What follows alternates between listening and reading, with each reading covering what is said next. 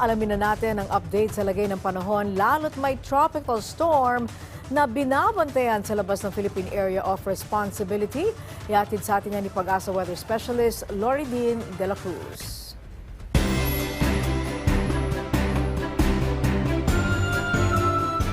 Magandang umaga sa lahat ng ating mga kababayan. Narito ang latest mula sa Pag-asa.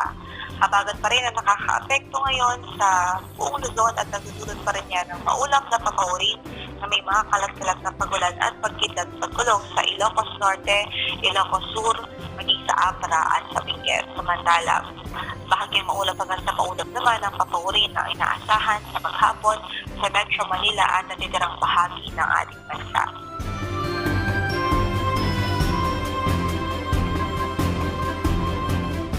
Salukuyan ay nakataas pa rin ang ating PURD sa Batanes at maging sa Robuyan Islands.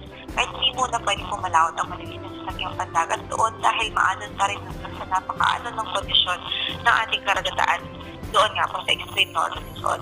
Samantala, update naman sa tropical storm na si Lance. Ang international name po niya ay si Lance at huling namatan ito kanina alas 4 ng umaga sa layo 2,670 kilometers east-northeast ng extreme northern Luzon. Naglay pa rin ang maximum speed wind sa 75 kilometers per hour near the center at yung gustiness niya na umaabot hanggang sa 90 kilometers per hour. Mabagal pa rin ang pagkilos na nito sa kanluran o westward. Samantala, narito naman ang update natin sa lagay o status ng ating mga dam.